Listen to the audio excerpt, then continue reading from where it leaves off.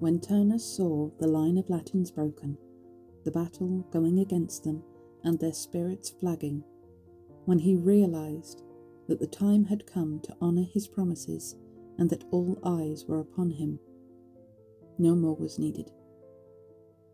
He burned with implacable rage, and his courage rose within him. Just as a lion in the fields round Carthage, who does not move into battle till he has received a great wound in his chest from the hunters, and then revels in it, shaking out the thick mane on his neck, fearlessly he snaps off the shaft left in his body by the ruffian that threw it, and opens his gory jaws to roar. Just so did the violent passion rise in Turnus. At last he spoke these wild words to the king. Turnus keeps no man waiting. There is no excuse for Aeneas and his cowards to go back on their word or fail to keep their agreement. I am coming to meet them. Bring out the sacraments, father, and draw up the terms of the treaty. Either this right hand of mine will send this Trojan who has deserted Asia down into Tartarus. The Latins can sit and watch. And one man's sword shall refute a charge brought against a whole people, or else he can rule over those he has defeated and have Lavinia as his wife. Latinus answered him, and his voice was calm. You are a great-hearted young warrior.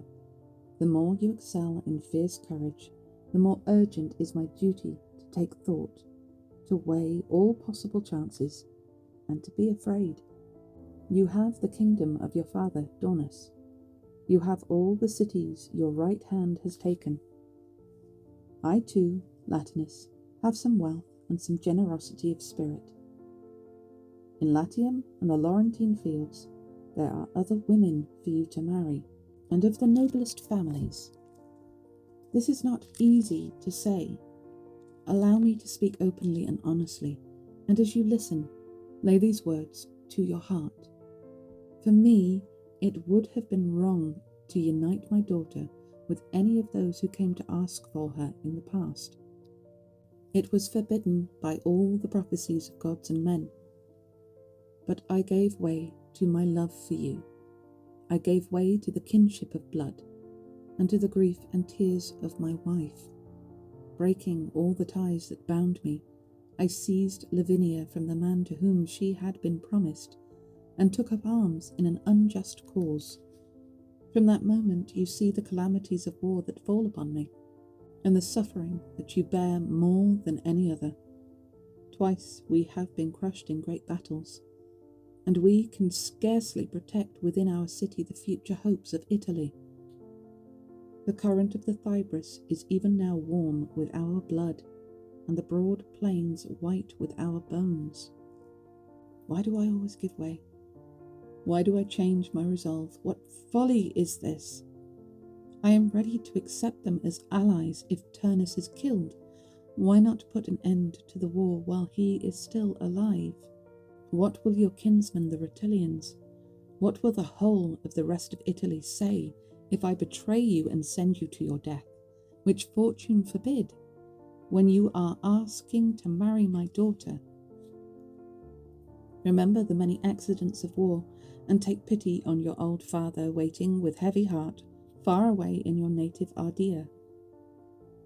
These words had no effect on Turnus. The violence of his fury mounted. The healing only heightened the fever. As soon as he could bring himself to speak, out came his reply.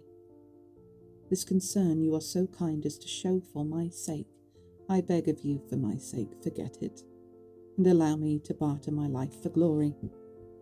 We too have weapons, father. We too have some strength in our right arm to throw the steel around, and when we strike a man, the blood flows from the wound.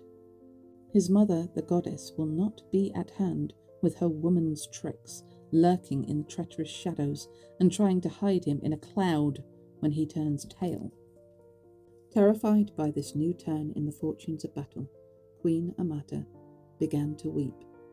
Seeing her own death before her, she tried to check the frenzy of Turnus, the man she had chosen to be the husband of her daughter.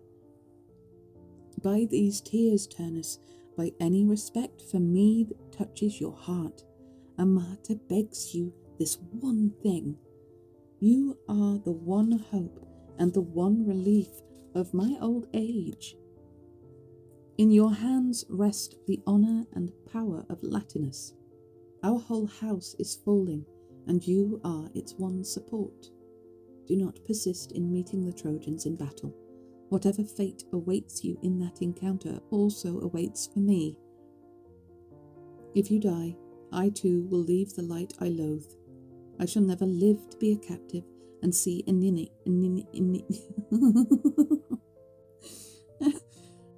I shall never live to be a captive and see Aeneas married to Lavinia. When Lavinia heard these words of her mother, her burning cheeks were bathed in tears, and the deep flush glowed and spread over her face.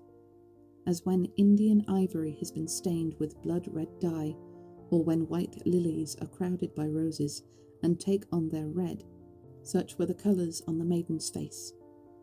Turnus was distraught with love and fixed his eyes on Lavinia. Burning all the more for war, he then spoke these few words to Amata. Do not, I beg of you, mother, send me to the harsh encounters of war with tears, and with such an evil omen. Turnus is not free to hold back the day of his death. Go as my messenger, Aidmon, and take these words of mine to the leader of the Phrygians, and little pleasure will they give him when tomorrow's dawn reddens in the sky, borne on the crimson wheels of Aurora's chariot. Let him not lead Trojans against Rutulians. Let the Trojan and Rutulian armies be at peace. His blood, or mine, shall decide this war. This is the field where the hand of Lavinia shall be won. When he had finished speaking and rushed back into the palace, he called for his horses, and it gladdened his heart to see them standing there before him neighing. Orythria, wife of Boreas, had given them to Turnus's grandfather, Pilumnus, to honour him, and they were whiter than the snow and swifter than the winds. The impatient charioteers stood around them, drumming on the horses' chests with cupped hands and combing their streaming manes.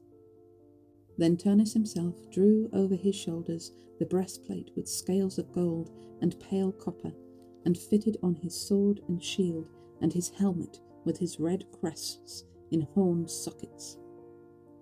The god of fire himself had made the sword for Turnus's father Daunus, dipping it white hot in the waters of the Styx. Then instantly he snatched up his mighty spear, which was leaning there against a great column in the middle of the palace, spoil taken from Acta, the Auruncan, and brandished it till it quivered, shouting, You, my spear, have never failed me when I have called upon you. Now the time is here. Mighty Actor once wielded you. Now it is the right of Turnus. Grant me the power to bring down that effeminate Phrygian. My God! Insulting him by calling him effeminate. Oh yes, the weakness of women. Oh, feck off.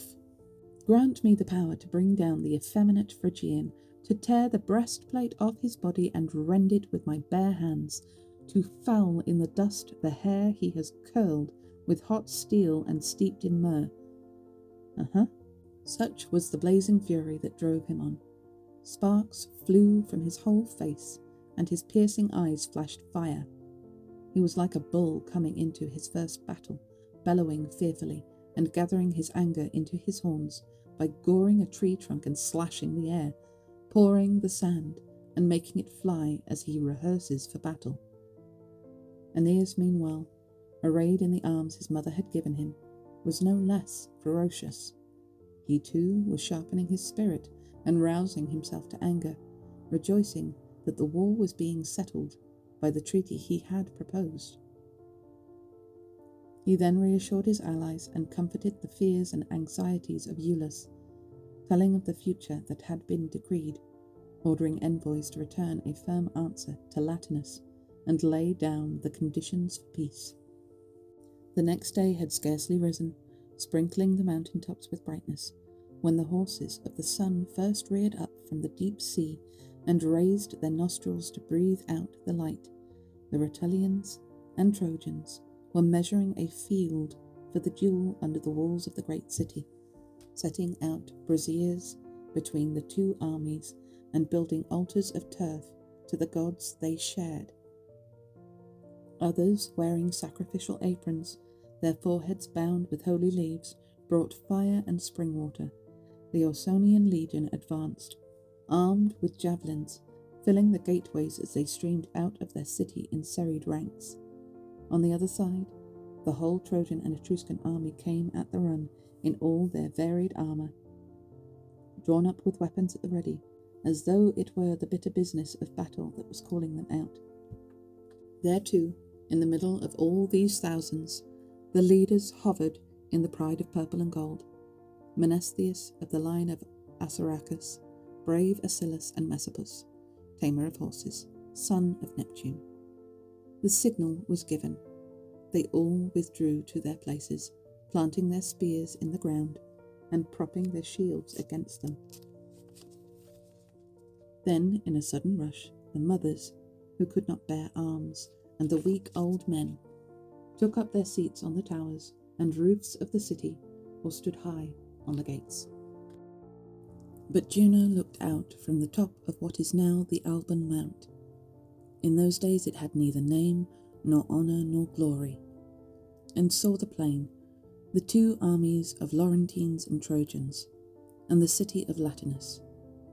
Immediately the goddess Juno addressed the goddess who was the sister of Turnus, the ruler of lakes and roaring rivers, an honour granted by Jupiter, the high king of heaven, as the price of her ravished virginity. Nymph, pride of all rivers, dearest to our heart, you know how I have favoured you above all the other women of Italy who have mounted the ungrateful bed of magnanimous Jupiter, and have gladly set you in your place in the skies. Learn now the grief which is yours, Juturna, and do not lay the blame on me. As long as fortune seemed to permit it, as long as the fates allowed all to go well with Latium, I have protected the warrior Turnus and your walls. But now I see he is confronting a destiny to which he is not equal. The day of the fates and the violence of his enemy are upon him. My eyes cannot look at this battle or at this treaty. If you dare to stand closer and help your brother, go. It is right and proper. You suffer now. Perhaps a better time will come. She had scarcely spoken when tears flooded from Juturna's eyes, and 3 times and more she beat her lovely breasts. Why are they always talking about lovely breasts? This is no time for tears, said Juno, daughter of Saturn. Go quickly, and if you can find a way, snatch your brother from death, or else stir up war and dash from their hands this treaty they have drawn up. You dare, I sanction. With these words she urged her on, then left her in doubt and confusion and wounded to the heart.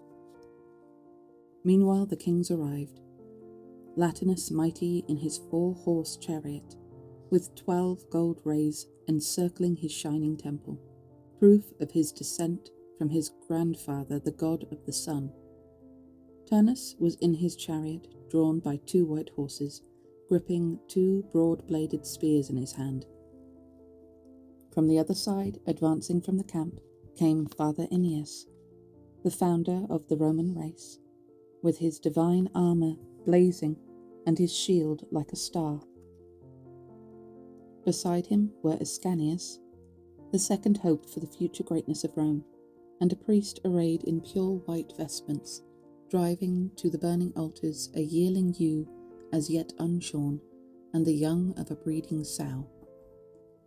Turning their eyes toward the rising sun, the leaders stretched out their hands with offerings of salted meal, marked the peak of their victims' foreheads with their blades, and poured libations on the altars from their goblets.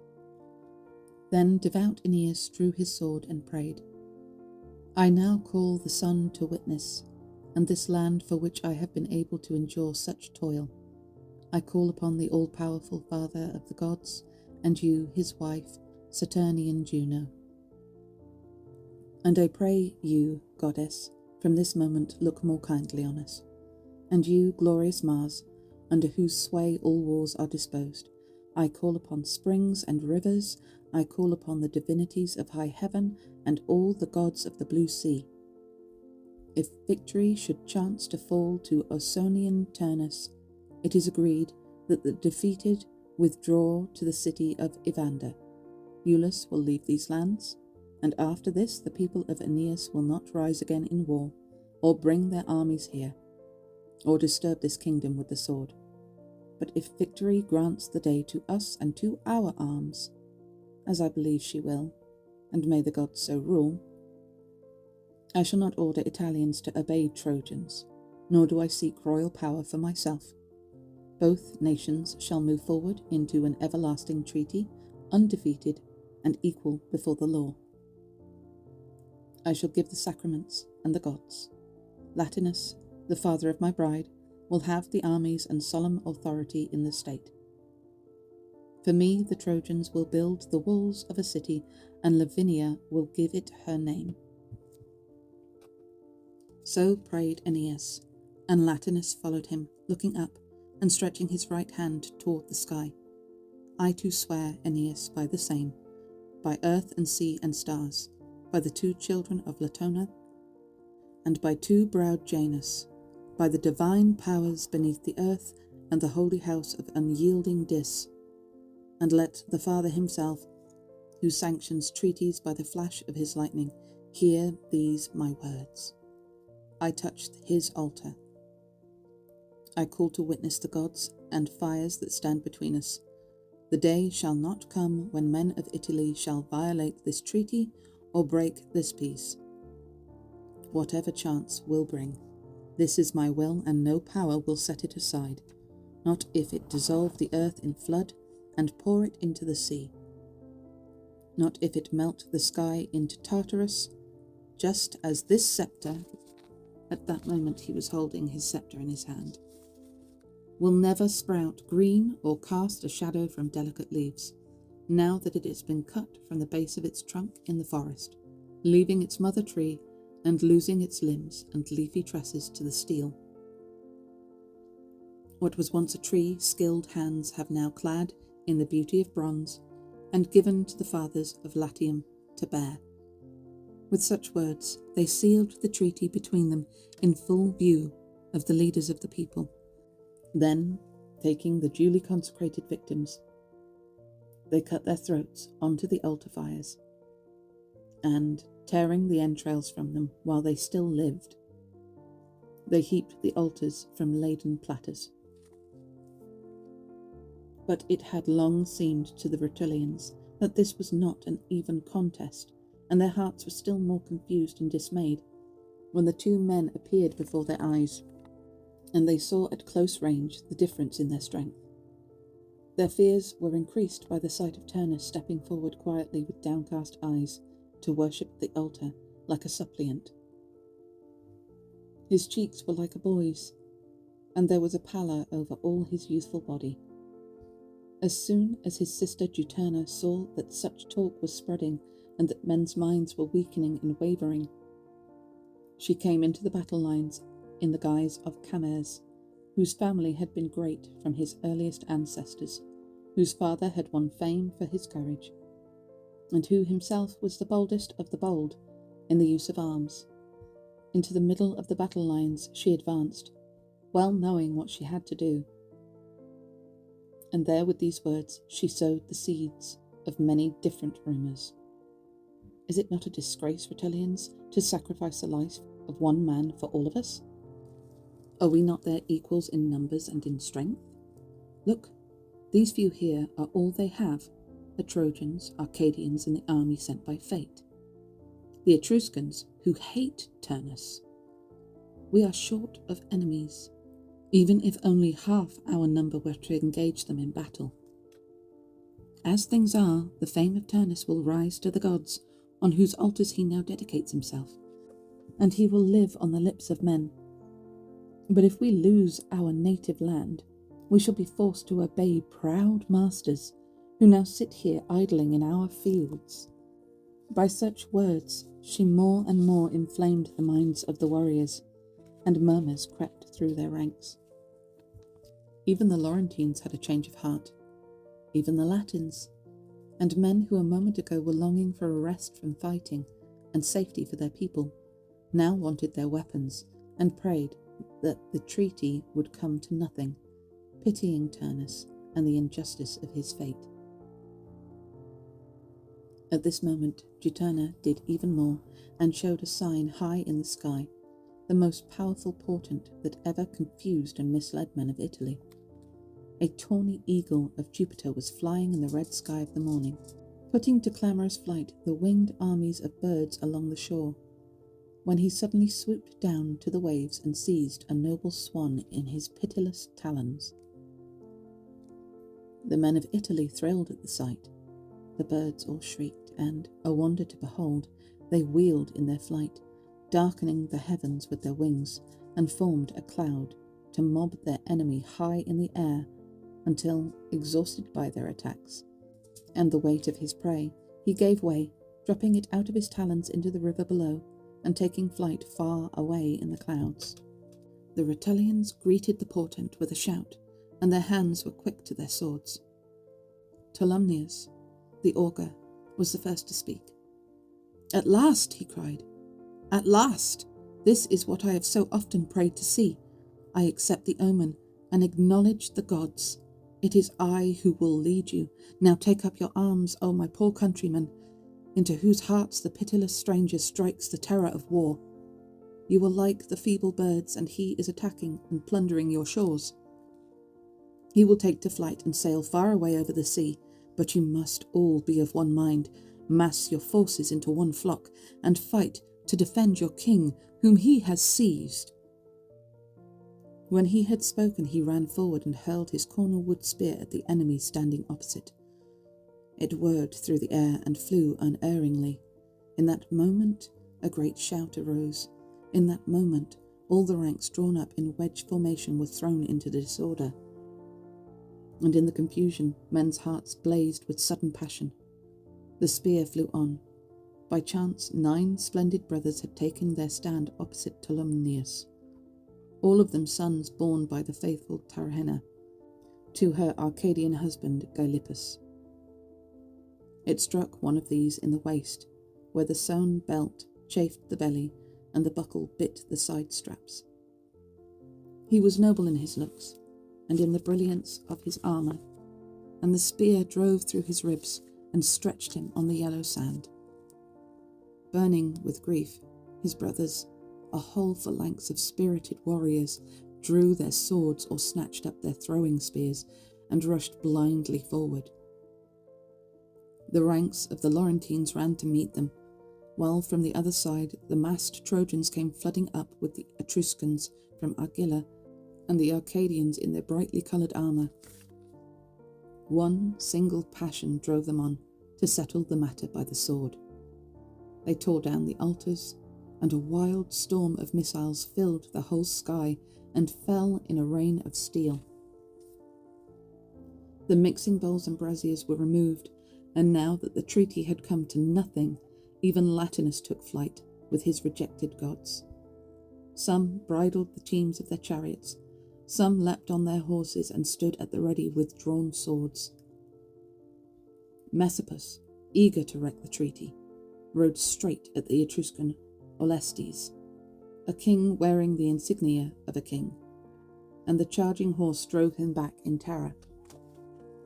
He fell as he retreated and crashed violently head and shoulders into the altar behind him. Riding furiously, Messapus flew to him, and towering over him with a lance as long as a house beam, he struck him in his death blow even as he poured out prayers for mercy. "So much for Orestes," cried Messapus. "This is a better victim to offer to the great gods." And the men of Italy ran to strip the body while it was still warm. Corynaeus came to meet them, snatching a half-burnt torch from the altar.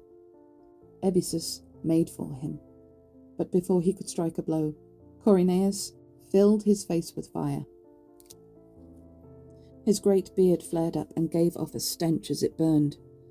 Aeneas pressed his attack, and clutching the hair of his helpless enemy in his left hand, he forced him to the ground, kneeling on him with all his weight, and sunk the hard steel into his flank. Meanwhile, Podalirius had been following the shepherd Alsus as he rushed through the hail of missiles in the front line of battle, and was now poised over him with the naked sword. But, drawing back his axe, Alsus struck him full in the middle of the forehead and split it to the chin, bathing all his armour in a shower of blood. It was a cruel rest then for Podalirius. An iron sleep bore down upon him and closed his eyes in everlasting night. But, true to his vow, Aeneas, unhelmeted, stretched out his weaponless right hand and called to his allies. "Where are you rushing? What is this sudden discord rising among you? Control your anger! The treaty is already struck and its terms agreed. I alone have the right of conflict. Leave me to fight and forget your fears.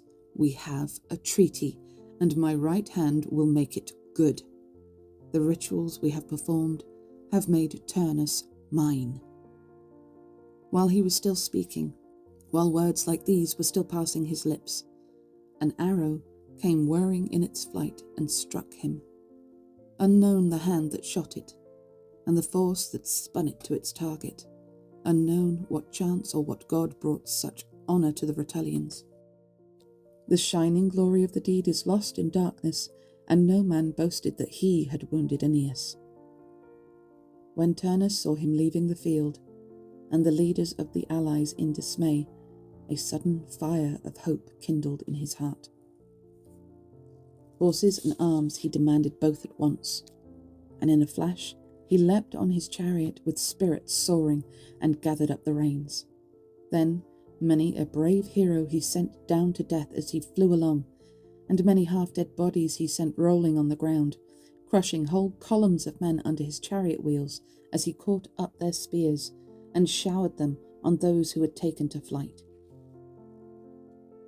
Just as Mars, spattered with blood, charges along the banks of the icy river Hebrus, clashing sword on shield and giving full rein to his furious horses as he stirs up war, they fly across the open plain before the winds of the south and the west, till Thrace roars to its furthest reaches with the drumming of their hooves as his escort gallops all around him.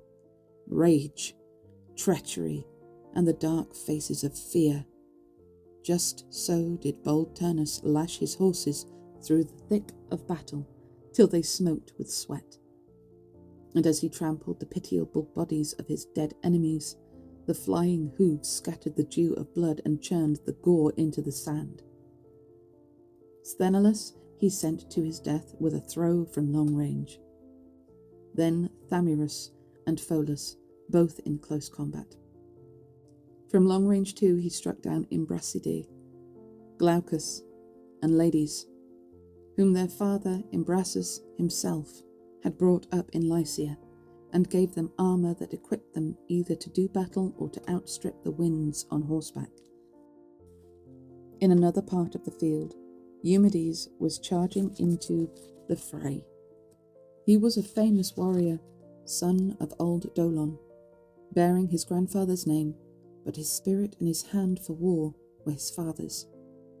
It was Dolon who dared to ask for the chariot of Achilles as a reward for going to spy on the camp of the Greeks. But Diomede provided a different reward for his daring, and he soon ceased to aspire to the horses of Achilles. When Turnus caught sight of Eumedes far off on the open plain, he struck him first with a light javelin thrown over the vast space that lay between them. Then, halting the two horses that drew his chariot, he leapt down and stood over his dying enemy with his foot on his neck. He wrenched the sword out of Eumedes' hand, and it flashed as he dipped it deep into his throat, saying, "There they are, Trojan. These are the fields of Hesperia you tried to take by war. Lie there and measure them. This is my reward for those who test me by the sword. This is how they build their cities." Next, with a throw of his javelin, he sent Asbites to join him. Then Chlorius, Sybaris, Dares, Thesilochus, and Thymoetes, whose horse had fallen and thrown him over its head. Just as when the breath of Thracian Boreas sounds upon the deep Aegean as he pursues the waves to the shore, and wherever the winds put out their strength the clouds take to flight across the sky, just so, wherever Turnus cut his path, the enemy gave way before him, their ranks breaking and running, and his own impetus carried him forward, with the plumes on his helmet tossing as he drove his chariot into the wind.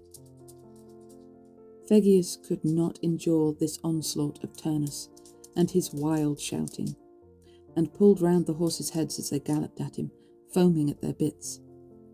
Then, as he was dragging along, hanging from the yoke, the broad blade of Turnus's lance struck his unprotected side, piercing and breaking the double mesh of his breastplate and grazing the skin of his body.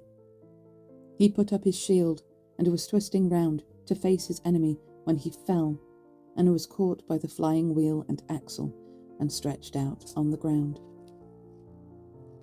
Turnus, following up, struck him between the bottom of his helmet and the top edge of the breastplate, cutting off his head and leaving the trunk on the sand. While the victorious Turnus was dealing death on the plain, Aeneas was taken into camp by Menestheus and faithful Acetes. Ascanius was with them. Aeneas was bleeding and leaning on his long spear at every other step. He was in a fury, tugging at the arrowhead broken in the wound, and demanding that they should take the quickest way of helping him. Make a broad cut with the blade of a sword, slice open the flesh where the arrow was embedded, and get him back into battle. But now there came Iapix, son of Iasus, whom Phoebus Apollo loved above all other men. Overcome by this fierce love, Apollo had long since offered freely and joyfully to give him all his arts and all his powers, prophecy, the lyre, the swift arrow. But in order to prolong the life of his dying father, Iapix chose rather to ply a mute, inglorious art, and know the virtues of herbs and the practice of healing. There, with the grieving Iülus, in the middle of a great crowd of warriors, stood Aeneas, growling savagely, leaning on his great spear and unmoved by their tears.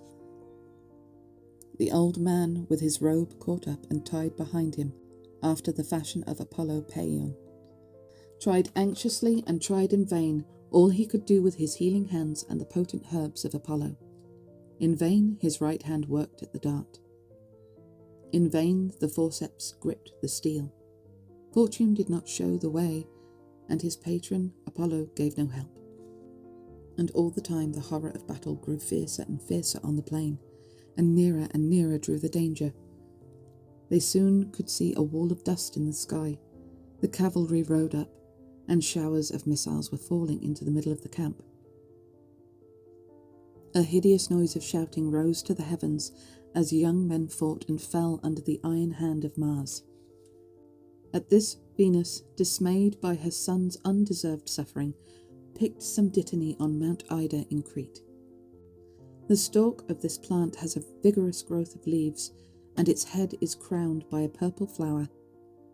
It is a herb which wild goats know well, and feed on when arrows have flown and stuck in their backs. This Venus brought down, veiled in a blinding cloud, and with it tinctured the river water they had poured into shining bowls, impregnating it secretly and sprinkling in it fragrant panacea and the health-giving juices of ambrosia. Such was the water with which old Iapix, without knowing it, bathed the wound.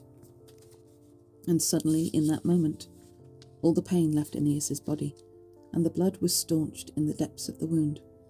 Of its own accord, the arrow came away in the hand of Iapix, and fresh strength flowed into Aeneas, restoring him to his former state. It was Iapix who was the first to fire their spirits to face the enemy. "Bring the warrior his arms, and quickly," he said. "Why stand there? This cure was not affected by human power, nor the guidance of art. It is not my right hand that saved you, Aeneas. Some greater power, some god, is driving you and sending you back to greater deeds." Aeneas was hungry for battle. He had already sheathed his calves in his golden greaves and was brandishing his flashing spear, impatient of delay. When the shield was fitted to his side and the breastplate to his back, he took Ascanius in an armed embrace and kissed him lightly through the helmet, saying, "From me, my son, you can learn courage and hard toil. Others will teach you about fortune. My hand will now defend you in war and lead you where the prizes are great. I charge you, when in due course your years ripen and you become a man, do not forget. But as you go over in your mind the examples of your kinsmen, let your spirit rise at the thought of your father Aeneas and your uncle Hector." When he had finished speaking, he moved through the gates in all his massive might, brandishing his huge spear, and there rushed with him in serried ranks Antheus and Menesthius, and all his escort, streaming from the camp. A blinding dust then darkened the plain. The very earth was stirred and trembled under the drumming of their feet. As they advanced, Turnus saw them from the rampart opposite. The men of Ausonia also saw them, and cold tremors of fear ran through the marrow of their bones. But before all the Latins, Juturna heard the sound and knew its meaning. She fled, trembling, but Aeneas came on swiftly, leading his dark army over the open plain. Just as when a cloud blots out the sun and begins to move from mid-ocean toward the land, long-suffering farmers see it in the far distance and shudder to the heart, knowing what it will bring: the ruin of trees, the slaughter of their crops, and destruction everywhere. The flying winds come first, and their sound is first to reach the shore. Just so the Trojan leader from Rhoeteum drove his army forward against the enemy in wedge formation, each man shoulder to shoulder with his neighbour. Fierce Osiris was struck by the sword of Thymbraeus. Menesthius cut down Arcetius.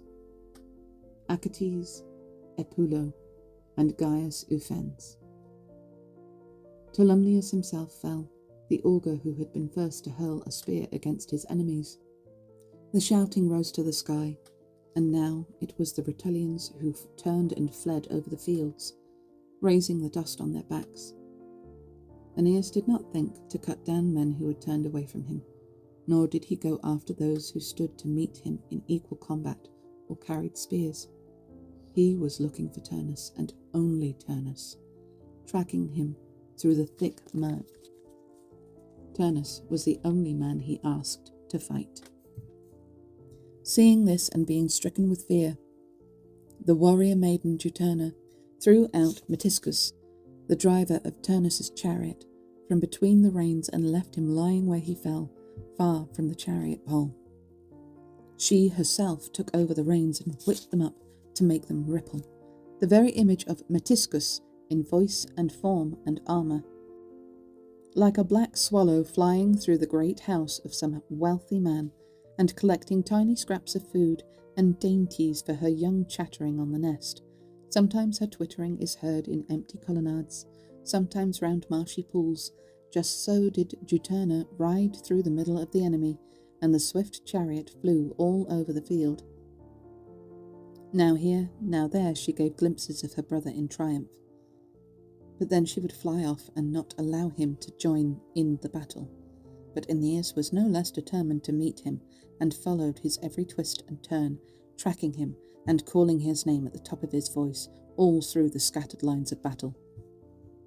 Every time he caught sight of his enemy, he tried to match the speed of his winged-footed horses, and every time Juturna swung the chariot round and took to flight. What was Aeneas to do? Conflicting tides seethed in his mind, but no answer came, and different passions drove him to opposing thoughts. Then the nimble Messapus, who was running with 2 pliant steel-tipped javelins in his hand, aimed one of them at Aeneas and hurled it true. Aeneas checked himself and crouched on one knee behind his shield, but the flying spear sheared off the peak of his helmet and carried away the plumes from the top of it.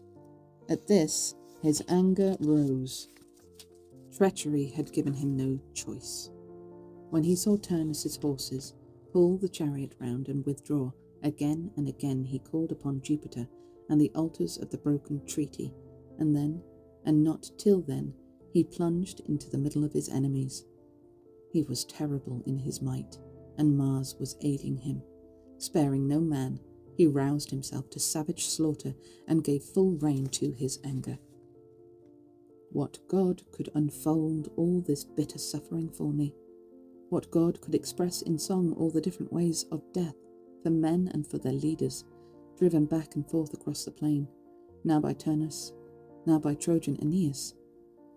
Was it your will, O Jupiter, that peoples who were to live at peace for all time should clash so violently in war? Aeneas met Sucro the Rutulian. This was the first clash to check the Trojan charge, but Sucro did not detain them long. Aeneas caught him in the side and drove the raw steel through the cage of the ribs to the breast, where death comes quickest. Turnus, now on foot, met Diores and his brother Amycus, who had been unhorsed. As Diores rode at him, he struck him with his long spear. Amycus he dispatched with his sword. Then, cutting off both their heads, he hung them from his chariot and carried them along with him, dripping their dew of blood. Aeneas sent Talos, Tanais, and brave Cethegus to their deaths, all three in one encounter. Then gloomy Onetes, who bore a name linked with Echion of Thebes, and whose mother was Peridia. Turnus killed the brothers who came from the fields of Apollo in Lycia. Then young Menoetes, who hated war, but that did not save him. He was an Arcadian who had plied... I do believe there is a storm. He was an Arcadian who had plied his art all round the rivers of Lerna, rich in fish. His home was poor, and he never knew the munificence of the great. His father sowed his crops on hired land, like fires started in different places in a dry wood, or in thickets of crackling laurel, or like foaming rivers roaring as they run down in spate from the high mountains to the sea, sweeping away everything that lies in their path. No more sluggish were Aeneas and Turnus as they rushed over the field of battle. Now, if ever did the anger seethe within them, now burst their unconquerable hearts, and every wound they gave with all their might. Murranus was sounding the names of his father's fathers, and their fathers before them, his whole lineage through all the kings of Latium, when Aeneas knocked him flying from his chariot with a rock. A huge boulder he sent whirling at him, and stretched him out on the ground. The wheels rolled him forward in a tangle of yoke and reins, and his galloping horses had no thought for their master as they trampled him under their clattering hooves. Hylas made a wild charge, roaring hideously, but Turnus ran to meet him and spun a javelin at his gilded forehead. Through the helmet it went and stuck in his brain. As for you, Chrestheus, bravest of the Greeks, your right hand did not rescue you from Turnus, nor was Copernicus protected by his gods when Aeneas came near. But his breast met the steel, and the bronze shield did not hold back the moment of his death. You too, Aeolus, the Laurentine plain saw you fall, and your back cover a broad measure of their ground. The Greek battalions could not bring you down, nor could Achilles, who overturned the kingdom of Priam. But here you lie. This was the finishing line of your life. Your home was in the hills below Mount Ida, a home in the hills of Lyrnessus, but your grave is in Laurentine soil.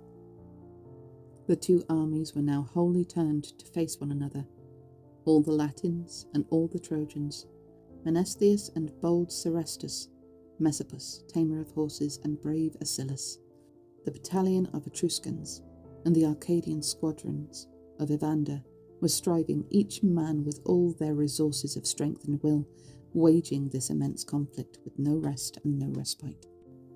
At that moment, Aeneas's mother, loveliest of the goddesses, put it into his mind to go to the city, to lead his army instantly against the walls and throw the Latins into confusion at this sudden calamity.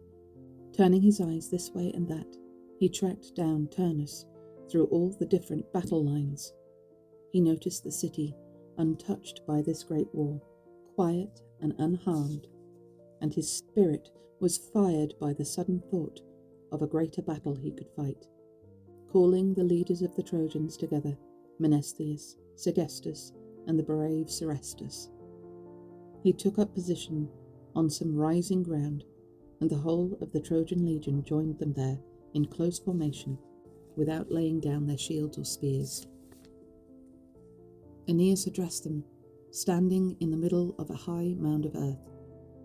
There must be no delay in carrying out my commands. Jupiter is on our side.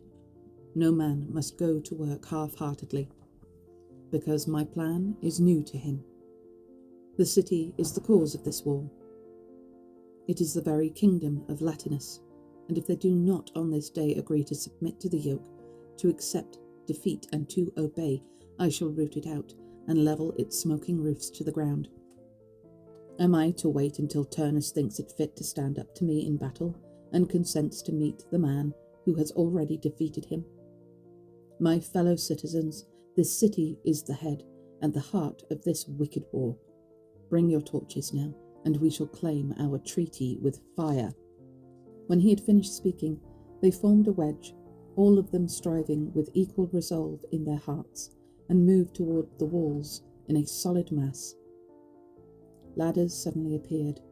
Fire came to hand. They rushed the gates and cut to pieces the first guards that met them. They spun their javelins and darkened the heavens with steel. Aeneas himself, standing among the leaders under the city wall with his right hand outstretched, lifted up his voice to accuse Latinus, calling the gods to witness that this was the second time he had been forced into battle. Twice already the Italians had shown themselves to be his enemies. This was not the first treaty they had violated. Alarm and discord rose among the citizens. Some wanted the city to be opened up and the gates thrown wide to receive the Trojans, and they even dragged the king himself onto the ramparts.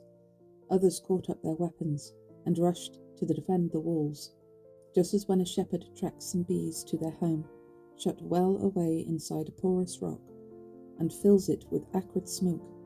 The bees, alarmed for their safety, rush in all directions through their wax-built camp, sharpening their wrath and buzzing fiercely. Then, as the black stench rolls through their chambers, the inside of the rock booms with their blind complaints, and the smoke flies to the empty winds. Weary as they were, a new misfortune now befell the Latins and shook their whole city to its foundations with grief. As soon as the queen, standing on the palace roof, saw the enemy approaching the city, the walls under attack, fire flying up to the roofs, no Rutulian army anywhere to confront the enemy, and no sign of Turnus's columns, she thought in her misery that he had been killed in the cut and thrust of battle. In that instant, her mind was deranged with grief. Why didn't she marry him? Jesus! And she screamed that she was the cause, the guilty one, the fountainhead of all these evils. Pouring her heart out in sorrow and madness, she resolved to die. Her hand rent her purple robes, and she died a hideous death in the noose of a rope tied to a high beam. When the unhappy women of Latium heard of this, her daughter Lavinia was the first to tear her golden hair and rosy cheeks. The whole household was wild with grief around her, and their lamentations rang all through the palace. From there the report spread through the whole city, and gloom was everywhere. Latinus went with his garments torn, dazed by the death of his wife and the downfall of his city, fouling his grey hair with handfuls of dirt and dust. Meanwhile, on a distant part of the plain, the warrior Turnus was chasing a few stragglers. He was less vigorous now, and less delighted with the triumphant progress of his horses, when the wind carried to him the sound of shouting and of unexplained terror. He pricked up his ears. It was a confused noise from the city, a murmuring with no hint of joy in it. "What is this?" he cried in wild dismay, pulling on the reins to stop the chariot. "Why such grief and distress on the walls, and all this clamour streaming from every part of the city?" His sister, who was driving the chariot in the shape of Metiscus, and had control of the horses and the reins, protested. "This way, Turnus. Let us go after these Trojans. This is where our first victory showed us the way. There are others whose hands can defend the city. Aeneas is bearing hard on Italians in all the confusion of battle. We too can deal out death without pity to Trojans. You will kill as many as he does, and not fall short in the honours of war." Turnus made his reply.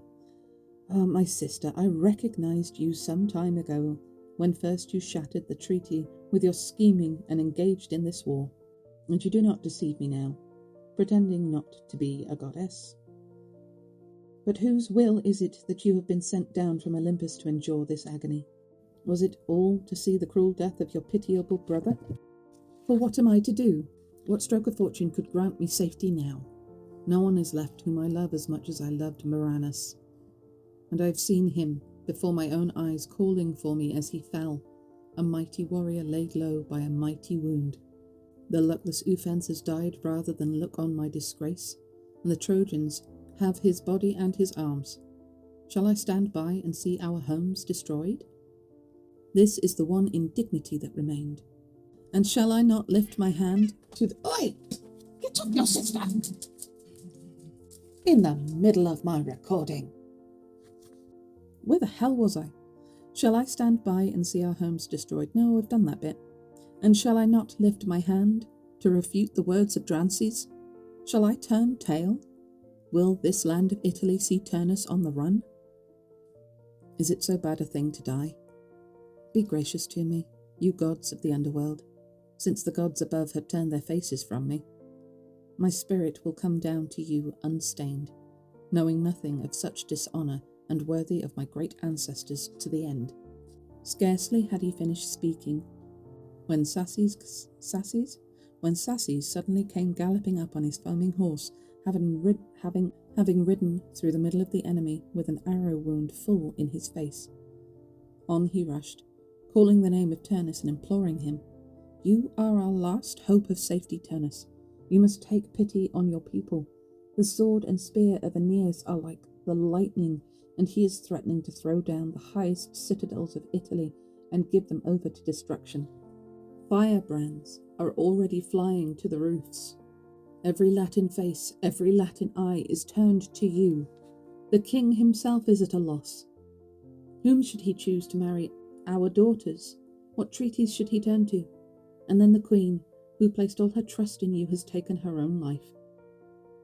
Fear overcame her, and she fled the light of day. Alone in front of the gates, Messapus and bold Aeneas are holding the line, and all round them on every side stand the battalions of the enemy in serried ranks. Their drawn swords are a crop of steel bristling in the fields, and you are out here wheeling your chariot in deserted grasslands. Turnus was thunderstruck, bewildered by the changing shape of his fortune, and stood there dumb and staring. In that one heart of his there seethed a bitter shame, a grief shot through with madness, love driven on by fury, and a consciousness of his own courage. As soon as the shadows lifted from his mind and light returned, he forced his burning eyes round toward the walls, looking back in deep dismay from his chariot at the great city. There, between the stories of a tower, came a tongue of flame, rolling and billowing to the sky. It was taking hold of the tower, which he had built himself, putting the wheels under it and fitting the long gangways. "Sister," he said, "the time has come at last. The fates are too strong. We must not delay them any longer. Let us go where God and cruel fortune call me. I am resolved to meet Aeneas in battle. I am resolved to suffer what bitterness there is in death. You will not see me put to shame again. This is madness, but before I die, I beg of you, let me be mad."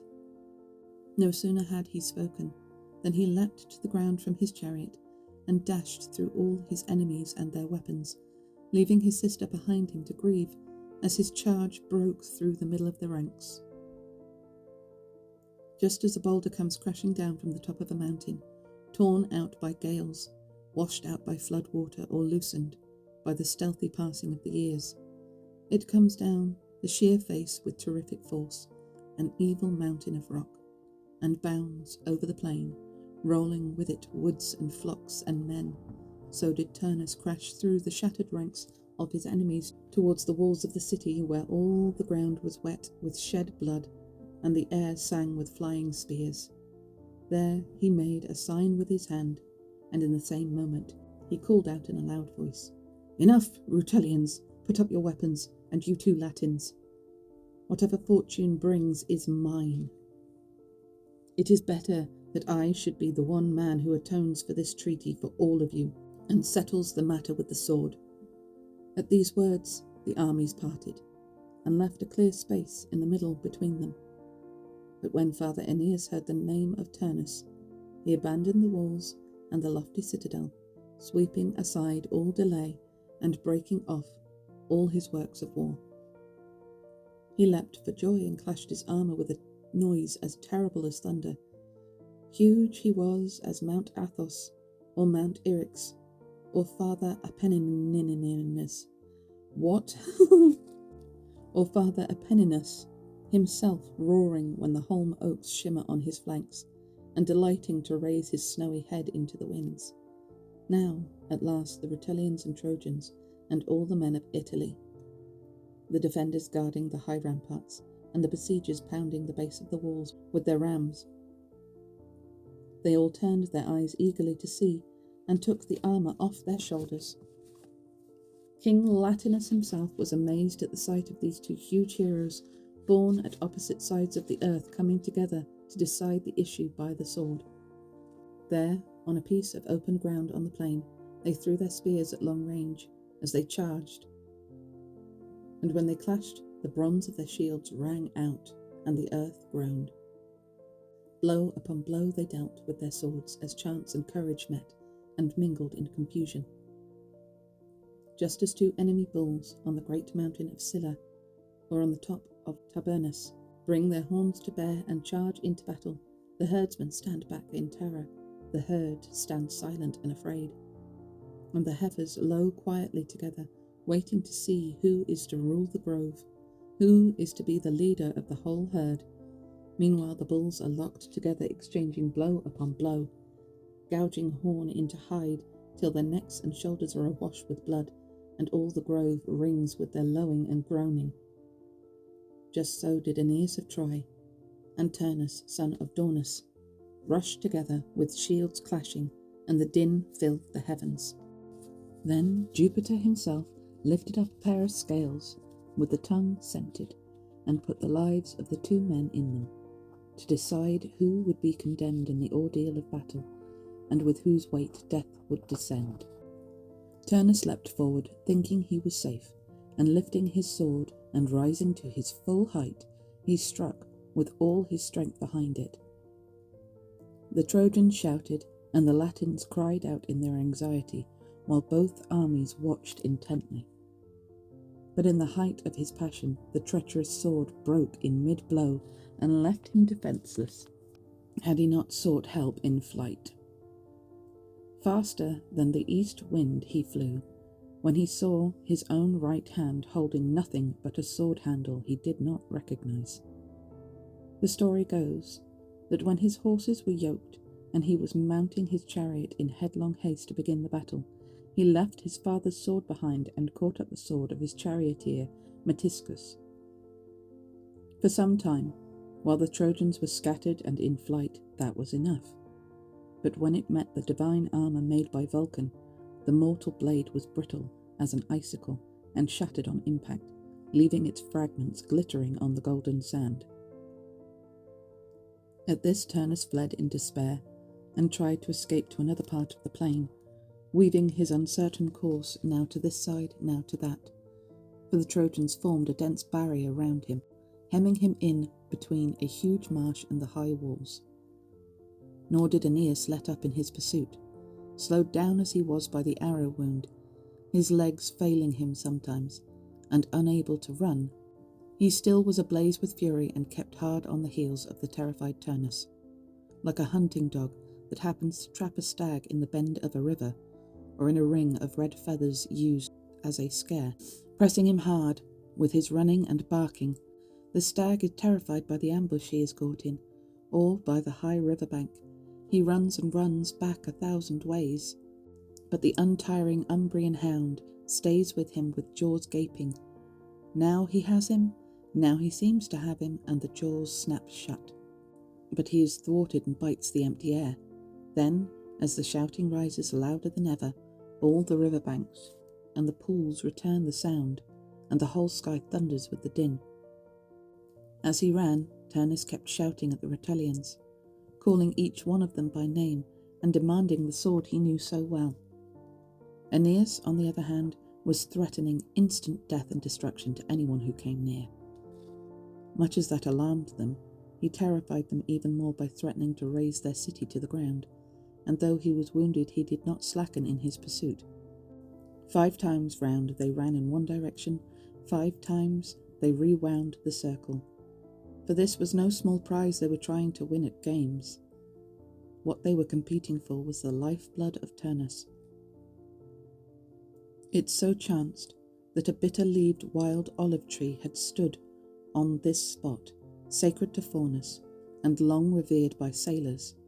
On it, men saved from storms at sea used to nail their offerings to the Laurentine god, and dedicate the clothes they had vowed for their safety. But Trojans, making no exception for the sacred tree trunk, had removed it to clear space for the combat. In this stump the spear of Aeneas was now embedded. The force of his throw had carried it here and lodged it fast in the tough wood of the root. He strained at it and tried to pull it out so that he could hunt with a missile the quarry he could not catch on foot. Wild now with fear, Turnus cried, "Pity me, I beg of you, Faunus, and you, good Mother Earth, hold on to that spear. If I have always paid you those honours which Aeneas and his men have profaned in war." So he prayed, and he did not call for the help of the god in vain. Aeneas was long delayed struggling with the stubborn stump, and no strength of his could prise open the bite of the wood. While he was heaving and straining with all his might, the goddess Juturna, daughter of Daunus, changed once more into the shape of the charioteer Metiscus and ran forward to give Turnus his sword. Venus was indignant that the nymph was allowed to be so bold, so she came and wrenched out Aeneas's spear from deep in the root. Then these glorious warriors, their weapons and their spirits restored to them, one relying on his sword, the other towering and formidable behind his spear, stood there breathing hard, ready to engage in the contest of war. Meanwhile, the king of all-powerful Olympus saw Juno watching the battle from a golden cloud, and spoke these words to her. "O my dear wife, what will be the end of this? What is there left for you to do? You yourself know, and admit that you know, that Aeneas is a god of this land, that he has a right to heaven and is fated to be raised to the stars. What are you scheming? What do you hope to achieve by perching there in those chilly clouds? Was it right that a god should suffer violence and be wounded by the hand of a mortal? Was it right that Turnus should be given back the sword that was taken from him? For what could Juturna have done without your help? Why have you put strength into the arm of the defeated? The time has come at last for you to cease and give way to our entreaties. Do not let this great sorrow gnaw at your heart in silence, and do not make me listen to the grief and resentment forever streaming from your sweet lips. The end has come. You have been able to harry the Trojans by sea and by land, to light the fires of an unholy war, to soil a house with sorrow and mix the sound of mourning with the marriage song. I forbid you to go further." These were the words of Jupiter. With bowed head, the goddess Juno, daughter of Saturn, made this reply. Because I have known your will, great Jupiter, against my own wishes I have abandoned Turnus and abandoned the earth. But for your will, you would not be seeing me sitting alone in mid-air on a cloud, suffering whatever is sent to me to suffer. I would be clothed in fire, standing close into the line of battle and dragging Trojans into bloody combat. It was I admit it, who persuaded Juturna to come to the help of her unfortunate brother, and with my blessing to show greater daring for the sake of his life, but not to shoot arrows, not to stretch the bow. I swear it by the implacable fountainhead of the river Styx, the one oath which binds the gods of heaven. And now I, Juno, yield and quit these battles which I so detest. But I entreat you, for the sake of Latium and the honour of your own kin, to allow what the law of fate does not forbid. When at last their marriages are blessed, I offer no obstruction. When at last they come together in peace and make their laws and treaties together, do not command the Latins to change their ancient name in their own land, to become Trojans and be called Trucians. They are men. Do not make them change their voice or native dress. Let there be Latium. Let the Alban kings live on from generation to generation, and the stock of Rome be being made mighty by the manly courage of Italy. Troy has fallen. Let it lie. Troy and the name of Troy. He who devised mankind, and all the world smiled and replied, "You are the true sister of Jupiter, and the second child of Saturn. Such waves of anger do you set rolling from deep in your heart. But come now, lay aside this fury that arose in vain. I grant you that wish. I yield. I relent of my own free will. The people of Ausonia will keep the tongue of their fathers and their ancient ways. As their name is, so it will remain. The Trojans will join them in body only, and will then be submerged. Ritual I will give, and the modes of worship, and I will make them all Latins, speaking one tongue. You will see that the people who arise from this admixture of Ausonian blood will be above all men, above the gods, in devotion, and no other race will be their equals in paying you honour." Juno nodded in assent. She rejoiced and forced her mind to change, leaving the cloud behind her and withdrawing from the sky. This done, the father of the gods pondered another task in his mind, and prepared to dismiss Juturna from her brother's side. There are two monsters named Dirae, born to the goddess of the dead of night in one and the same litter with Megaera of Tartarus.